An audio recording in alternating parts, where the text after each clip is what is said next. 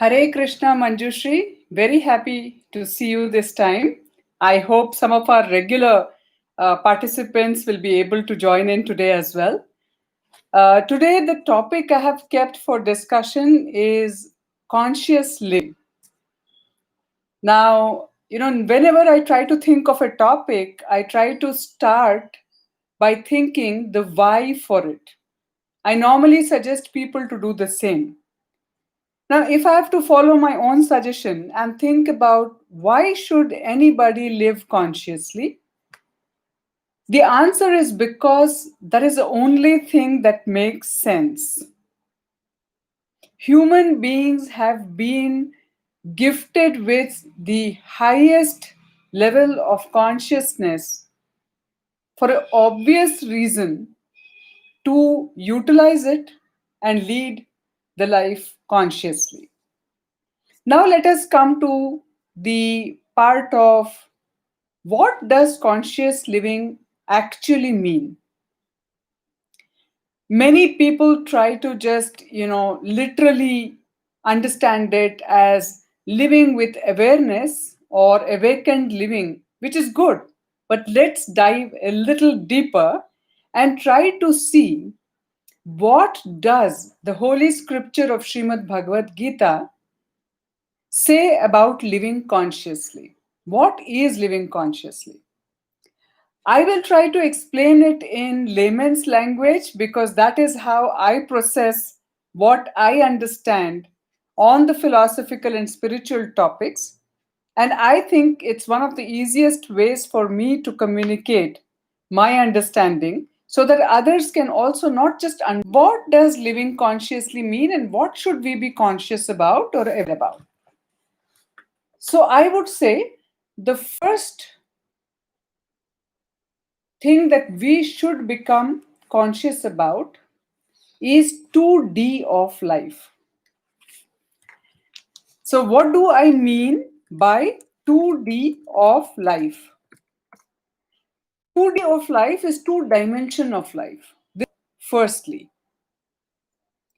that there is a material aspect of life and there is a spiritual aspect of life. Very simply put, there are certain faculties that we have been given, including the body and mind to some extent, along with the senses, which are apt for living in this material world that we exist in. And there is our spirit soul, which is spiritual in nature and actually does not have anything to do with this material world. It is here witnessing thing, just existing, but this is not its natural state of being.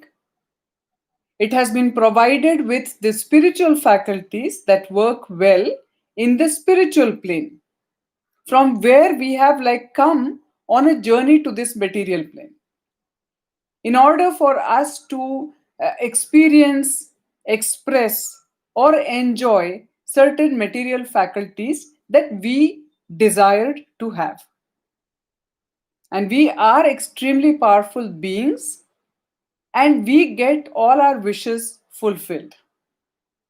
So that is where with a desire is when we actually come to this material plane. And then because of the action reaction law of this material world, we somehow get entangled in this and stay here longer than what we even desired or intended for. We come with a short-term visa but end up living long-term.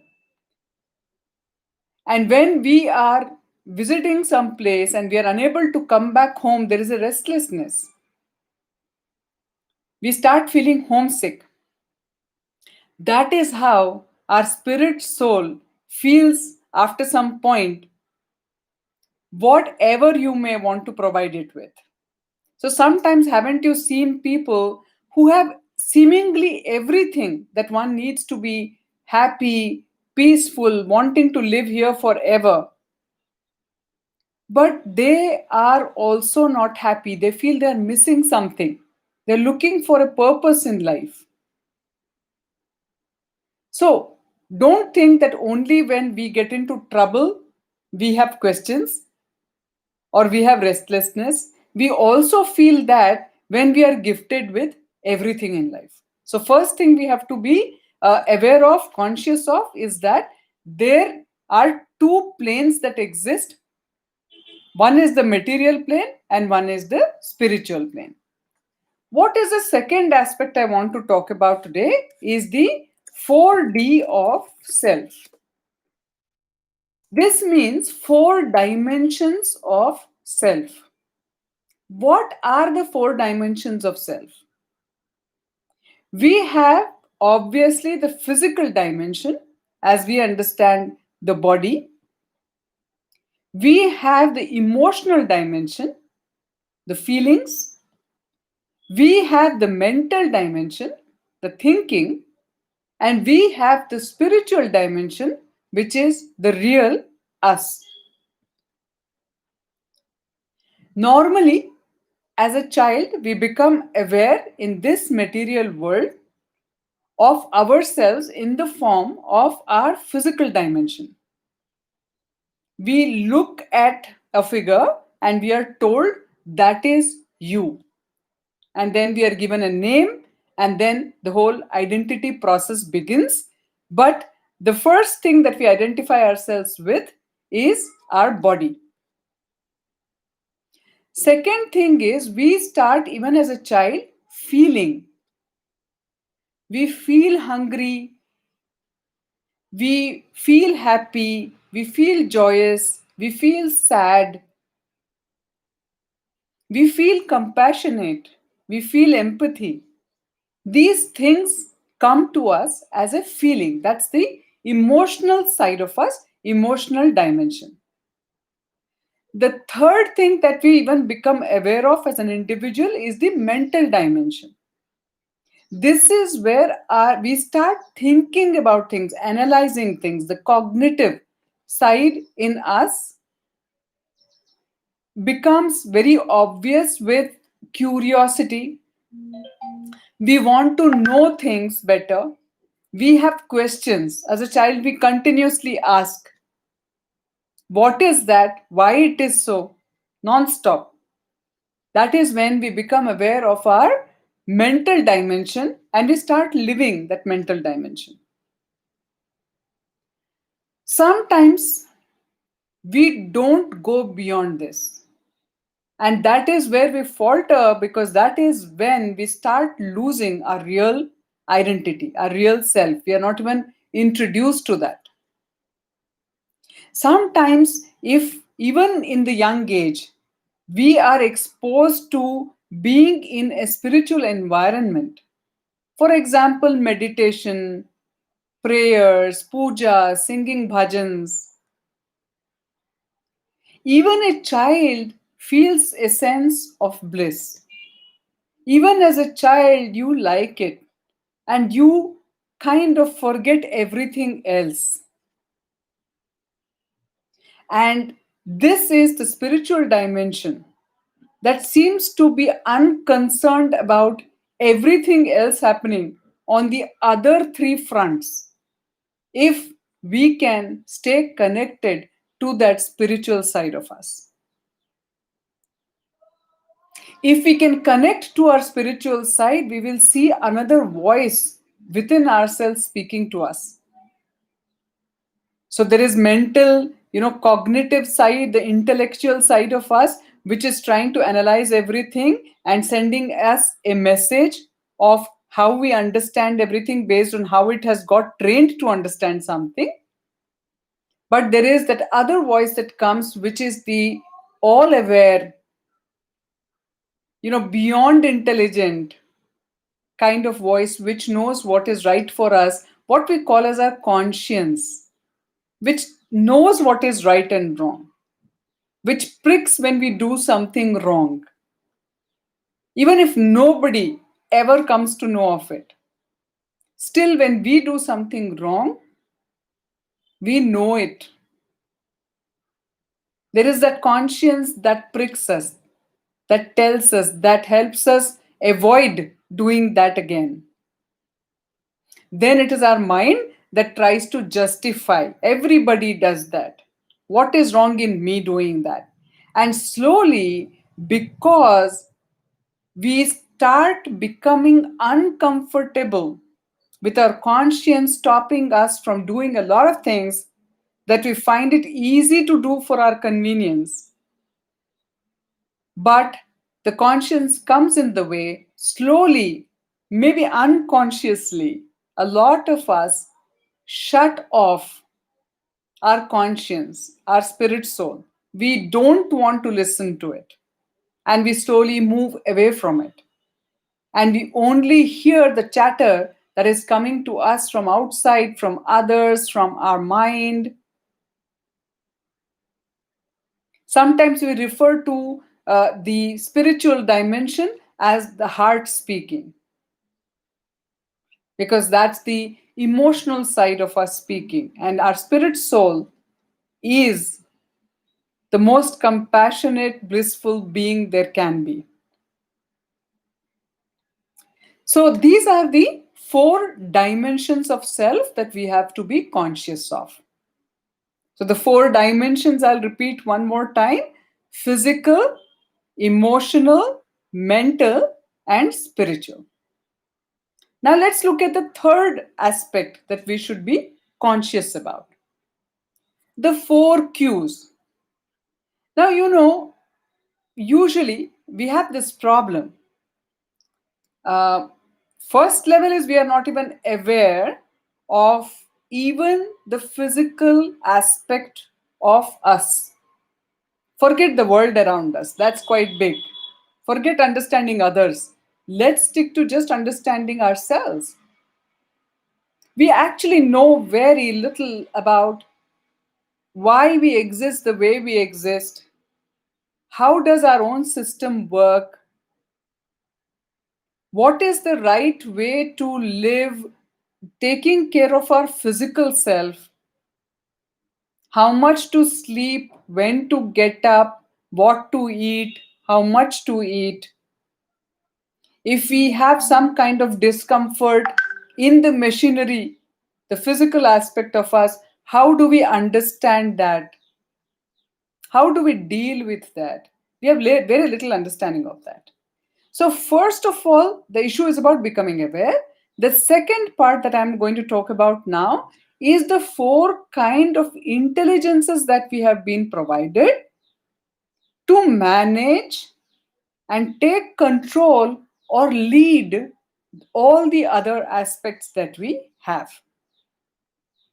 And of the four, for obvious reasons, the spiritual quotient, the intelligence which is associated with our spirit soul, the spiritual knowledge, is the highest, which actually helps us take care of the remaining three dimensions of us. So these four intelligences, I have coined a term that I call as four cues of life. And what are these four cues? The four kinds of intelligences provided to manage the four dimensions of our life.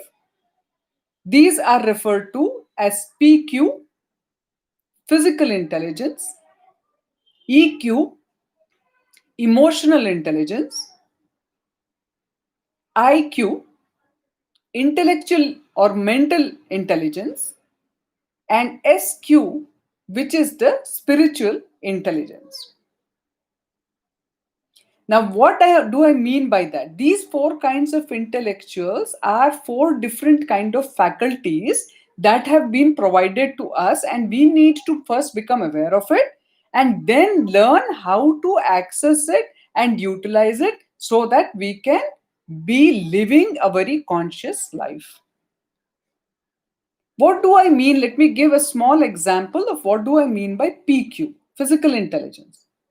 Physical intelligence is, for example, when we eat something, you don't manage it mentally or emotionally, but there is an automatic physical intelligence provided in your, say, digestive system that knows like how much to chew and when to swallow it, and the channel in which it should go, so that For example, a food item or what we drink does not go into our air track and stuff like that. There are so many things functioning automatically in one sense, but that is what I'm calling as an intelligence provided. When we drink water, where should we go? Where should it go? When we breathe in air, where should it go? When we eat something solid, where and how and what speed it should go? And in each of the phases, starting from esophagus onwards, what is the process that has to be adopted before it is passed on to the next level, till the last aspect of digesting it, converting it into energy, removing the waste from the body. Think about it. It's a huge intelligence working there. When you eat something heavy, how much of bile juice has to be released? And when you fast or eat something light, how much of bile juice should be released is being managed inside with a specific intelligence that is pretty complex, but we are even mentally unaware of it. This is called physical intelligence, for example. Similarly, we have EQ. So there are different hormones, we call it, and when a trigger happens, how certain hormones get released, and based on that, how we feel, how we react, how we respond. We all talk about it, but that part of it is what I'm calling as emotional intelligence, which actually is there governing naturally on how our emotions work. But if we learn how to manage it and lead it, then we will be able to dictate to our body how it should function, under what circumstances. We will be able to dictate our emotions and work with it very well.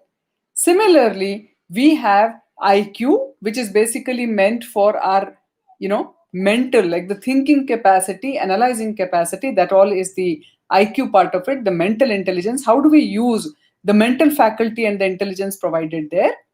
And then there is SQ, the spiritual intelligence, with which we know what to filter, how to understand the real us from, the false identity that we have created for ourselves. How do we separate, what we understand as our individual identity, ego, pride, right? All these things are very delicate matters, and only with a proper spiritual understanding, which is higher than the mental intelligence, we are able to even manage our mind, the way we think, the way we process, the way we see. Everything can be functioning better under our control if we know how to access our spiritual intelligence and utilize it effectively.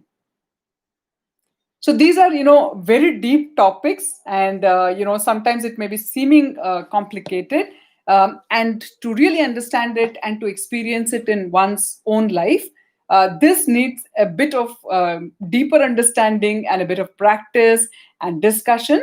But this is what, as a platform, I'm trying to provide with Conscious Living Center, when people can get associated and learn about these things in detail through various courses that we offer, and adopt it in their own lives and help even others around them lead a conscious life. Especially when you are somebody who can influence or impact others' lives as a leader, as a facilitator, as a mentor, as a guide, as a parent. Very, very important for us to first become conscious of all these things in our life, so that we are able to support others in understanding and leading a conscious life. So let's look at the next aspect. We are also, according to Srimad Bhagavad Gita, become conscious of how the life is organized in this material world, so that we can live this life appropriately. So there are 4 stages of life that we all normally go through, or we have a choice to go through. And we have to make decisions when we move from one stage of life to the other. So I would call it 4 stages of life. And this is one part of Varnashrama that is mentioned in Srimad Bhagavad Gita. Ashramas are stages I'm referring to, 4 stages of life, 4 ashramas. So these 4 ashramas are referred to in the Srimad Bhagavad Gita as Brahmacharya ashrama, which is the student life, when our entire focus should be on learning and educating ourselves for life and livelihood. The second stage or ashrama is referred to as grahastha. Now, the brahmacharya ashrama is for the first quarter of life. Say, if we all have average 100 years, first 25 years of our life, we are meant to be in the brahmacharya ashrama. And this is the time when our entire focus should be on learning and assimilating knowledge that is required for us to live and lead a conscious life and become a leader of ourselves. So the 4 stages of life: brahmacharya ashram, 0 to 25 years of age. From 26 to 50, we are in grahastha ashrama. So if we decide to go in for family, this is the time when we are meant to enter the family life, prepare for the family life. What does family life mean? Family life means that in the first 25 years, you have learned things that you are now ready. You have been a consumer and now you are ready to be a contributor. And as a contributor, you are ready to now actually team up with your spouse and be the nurturer, the provider for the children that you rear and bring up in this world, and take the role of like a guru for your child and help to bring about in this world another conscious being and facilitate the journey for the first 25 years of that child together. So this is called grahastha ashrama, especially when you are going into the phase of marriage. If you're not interested in being a parent, you have to really ask yourself, is the grahastha ashrama or the institution of marriage even right for you? And what for you are getting into that?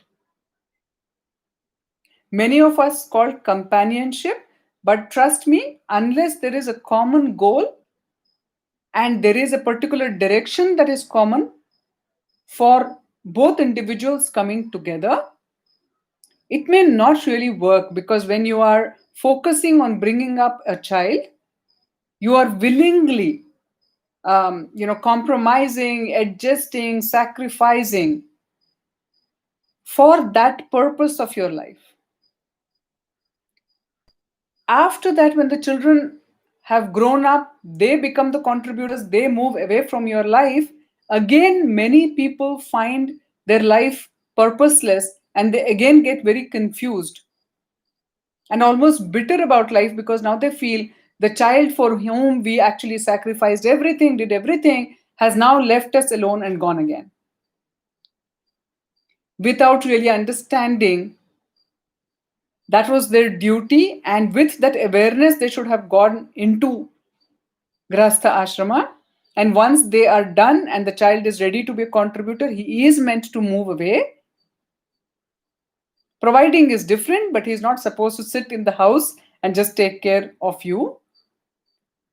If they do that, if it is feasible, great, but the contribution has to be for greater good. And actually, if you have managed yourself well, using all the 4 Qs and with awareness, there is a lot still for you to do in the third and fourth stage of life. The third stage of life at 50, When your child is independent now, you are supposed to retire from Grahastha. Many women say, why there is no retirement for us? Men keep cribbing, even though it's in the form of a joke, that I'm stuck with the same woman and blah, blah, blah. You're not supposed to feel stuck.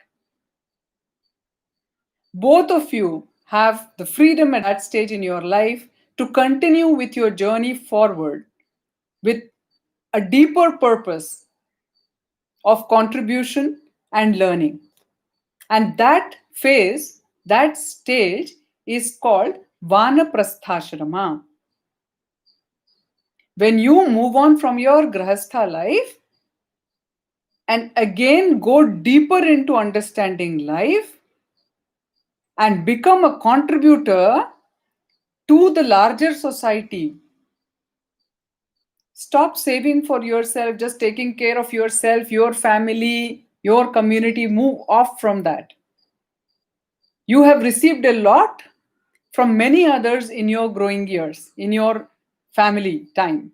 Now become that individual who can contribute without boundaries and also continue the journey of learning. So again, your direction comes back towards self when it comes to learning. In Grihastha Ashrama, a lot of your focus is on your dependents or your children or whoever else is somebody you're taking care of. Then the fourth stage of life, and when you are 75 years of age, you have enough understanding and learning. You're supposed to totally dedicate yourself in the devotion of the Supreme Lord and to start preparing yourself in a way for your onward journey to the spiritual realm. You have come here, you have done what you wanted to do. With whatever state of mind you would breathe your last in this material world, where anyway none of us can live forever. We have to move on. Death is inevitable for every life in this material. We know death has to come. Also, what is there we need to understand? How do we want to cross over this stage of death? We need to know and chart out intelligently our future path. If we need to return back home, we should book our flight ticket and prepare ourselves mentally, emotionally, physically to go back home. There is a preparation required. And while you even pass your last phase of your life, since till the time we exist in this world, we continue to consume, try to be a contributor in whatever way possible. Maybe physically going around doing stuff may not be feasible anymore. Even intellectually for hours, giving some talks or something might become difficult for you. But now try to be an example by just the way you are. Your being itself should be a lesson for others. You don't need to do anything. That is how we all have to become by that time, if we are gifted with a full life, fortunately. And for which we need to do what we need to do, considering everything else we spoke earlier. Because knowing fact that there is action reaction story going on, but we have to learn how we put a stop of that. There's no end to that then. Okay, we did something we did not know, we did that unconsciously, we did that by mistake. How do we correct that now so that going forward we don't continue to do the same mistake and put an end to this cycle or entanglement that we are stuck in? So this is what it means by the 4 stages of life. Now let's come to the 4 divisions of life. So as I said, that are called the ashramas, and this 4 divisions of life, this is what is called as the varnas. Now, based on the basic characteristics that we are born with, which has to do with the deep desire that we have for the purpose that we have come in this material life, based on that, there are certain characteristics that we are born with. And the running of this material life, it has been categorized into 4 divisions. These varnas, unfortunately, became, like castes, and they started being identified by the family you are born in. But frankly, Srimad Bhagavad Gita explains this very differently. The 4 divisions or varnas, the brahmacharya, the brahmana, kshatriya, vaishya, and shudra, are the 4 types of characteristics that you will find amongst people in the material world. You have to become aware of your innate characteristic, fit yourself in that division, and then, according to each division and stage of life that we are, there are certain duties that are prescribed for us in Srimad Bhagavad Gita that will enable us to live a conscious life. For example, a Brahmana is the intellectual class. A Kshatriya is somebody who is, by nature, quite aggressive and takes the charge of defending what is right against what is wrong. He's the one who protects others. Third is the Vaishya, who is the merchant community, the traders, the people who are the providers for the rest of the community. Whether it is food, grain, whatever it is, they are the providers. And the 4th community is the Shudras, who are the workers, the followers. Now, the intellectual class, if you are a Brahmana, if you identify yourself as so you are the person who is capable of the spiritual knowledge. You are aware of how one has to live consciously, how one should be educated, and they can use all these faculties. About, you have to engage yourself with the power you have been gifted from the universe for everybody's welfare. That is your job. You're not supposed to get into taking care of yourself, your family. You have to be a person who is totally selfless by nature because of the higher level of understanding and being you are by birth. Innately, you have been gifted with that. Then you fine tune that, you become aware of that, and then you spend all that faculties and the gift for the welfare of the rest. That is what a Brahmana is supposed to do, ideally. Just have enough for your living, for your family's living, but not hoard things, not do more material effort than required. Even if you become the receiver, share it with the rest. If you don't do that, then you are not even a Brahmana. Sometimes when I hear of, some even forget the rest of the people who are calling themselves Brahmanas, but even the people who are doing the pujari service, holding so much of wealth. I wonder, what kind of Brahmanas are we? We are not Brahmanas. Then we are acting like a Kshatriya, not even true Kshatriya. Not Kshatriya, sorry, Vaishya. We're just busy earning. We're hoarding. Is not meant for any class. Now let's go to the second class briefly. What do we mean by the Kshatriyas?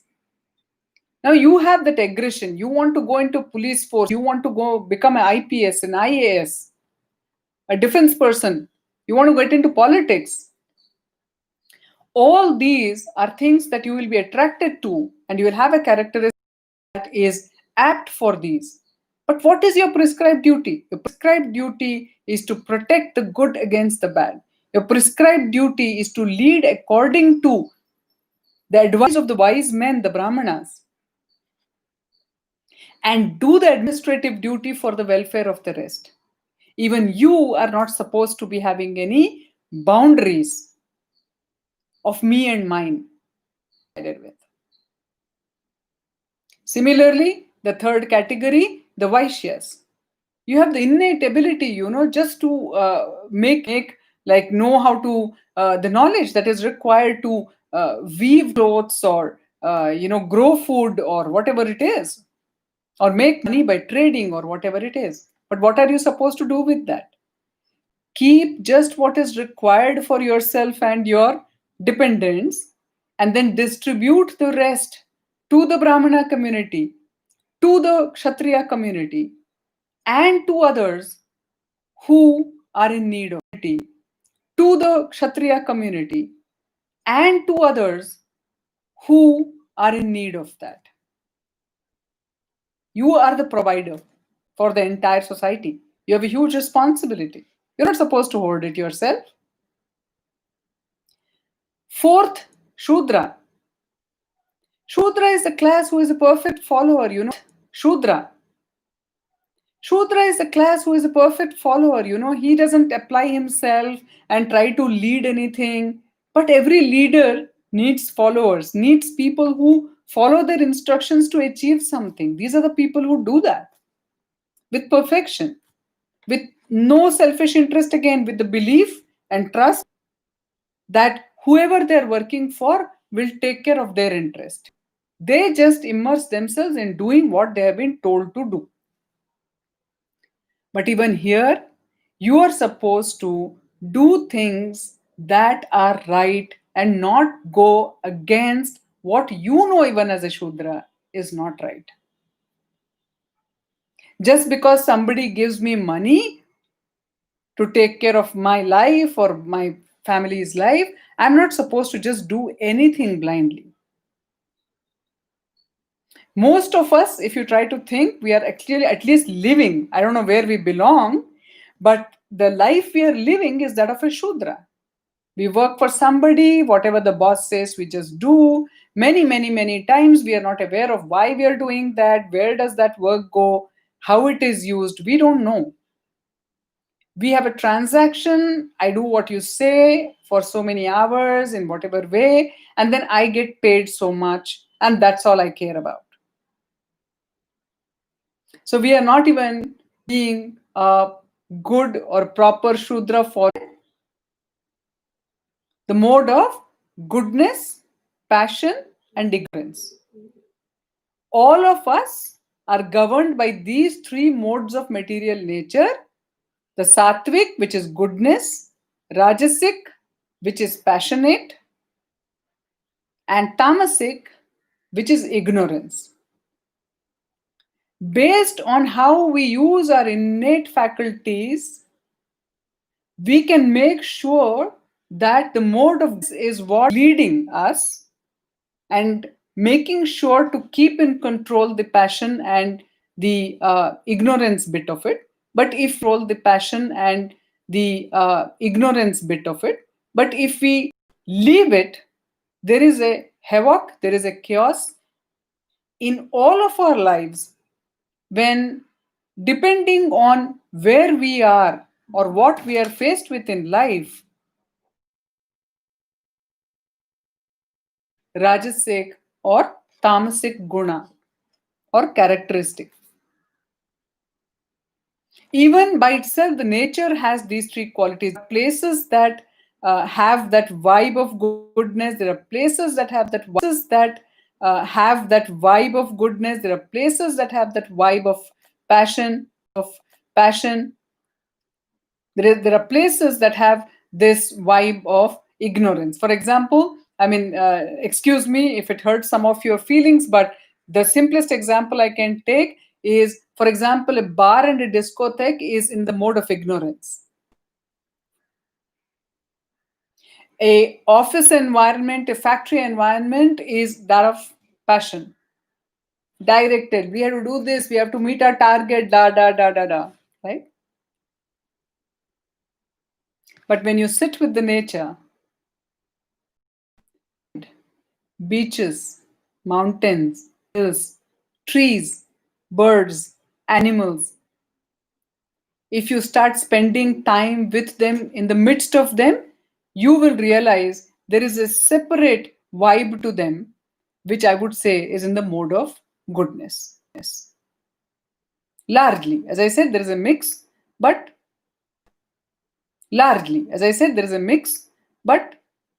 but overall, that will be what weighing heavy on the rest.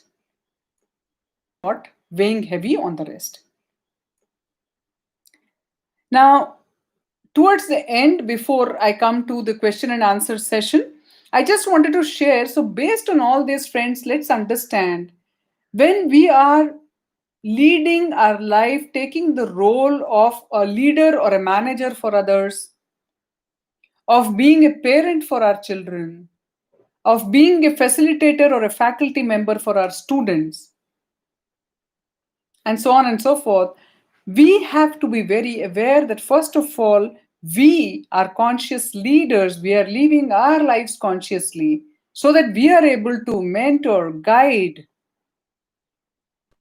people whose lives we are influencing or impacting.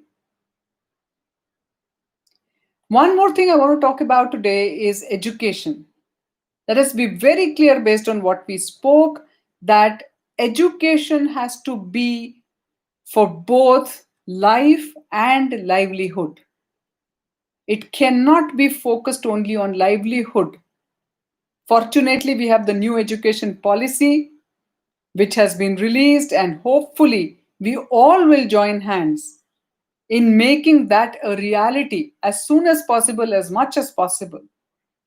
Because the vision in that is so beautifully taking care of how we need to put the child in the center and all the rest of us move back as facilitators, as conscious leaders who by just being are the wonderful, by our own being, by the way we talk, walk, speak, we are able to have the best influence on them. We are the best leaders available for them, the best ideals available for them.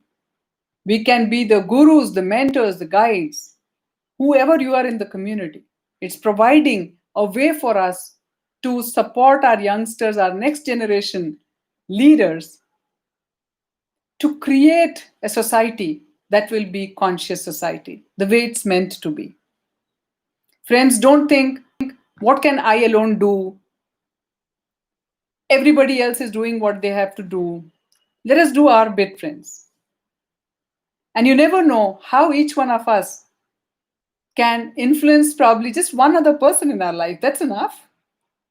Slowly the clan will grow and we will see a difference. And once the difference is seen, people will follow what they know is right for them to do. I'm actually very proud of our young generation, which has a lot of curiosity to know, like, is this really the way we want to live? They have a lot of questions. They're open to hearing. They have their own ideas that they want to discuss. I think we all should encourage that. And we all should also become childlike so that we all can start leading a more conscious and a happy life, because the real spirit soul within us is a blissful being, a blissful, conscious being. All of us. If we want, we have been provided with the faculties that we need to become aware of, then know how to use it so that we can manage all our aspects the way we want to and lead the life that we are meant to. Once we do what we are meant to do, friends, we will reduce the conflicts within us. And once we don't have conflicts within us, we get the strength and the courage to deal with, and the intelligence, I would say, to deal with all kind of conflicts that we are faced with in our life. We will know how to prioritize things. We will know how to choose the right things for ourselves and probably help others around us. So I hope I'm able to make my point clear on the relevance of living consciously, why we should live consciously, what in brief is conscious living. Those of you who are interested to know more can write to me on archana@consciouslivingcenter.in. I'll put my email ID in the description of this video. I would encourage you to even connect with me on my WhatsApp and come and join the courses. Dedicate yourself to learning and leading a conscious life. Thank you for your listening, friends. I would now like to ask if anybody has any questions before we conclude the session today. I would be happy to take up any questions.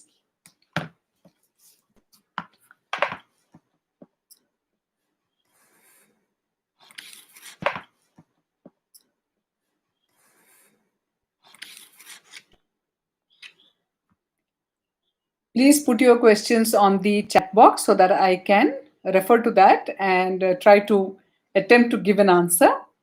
Also, I would encourage those of you interested to share certain topics or questions that you would like me to discuss in our future sessions so that all of us can benefit from that.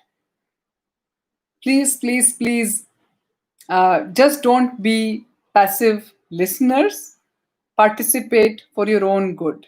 That's what my purpose of sharing all this is, and for spending my energies and time. I really, really am passionate about helping all of you as much as I'm making an effort to help myself. Actually, thank you for being there with me, and try to participate, ask more questions, either during the live session or separately on the WhatsApp group that we have.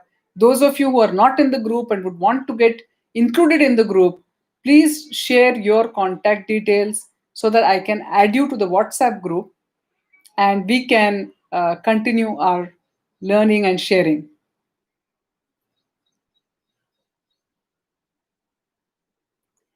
So I guess there are no questions. So I will conclude this session. Thank you so much for your participation. Take care of yourselves and your loved ones. Hare Krishna.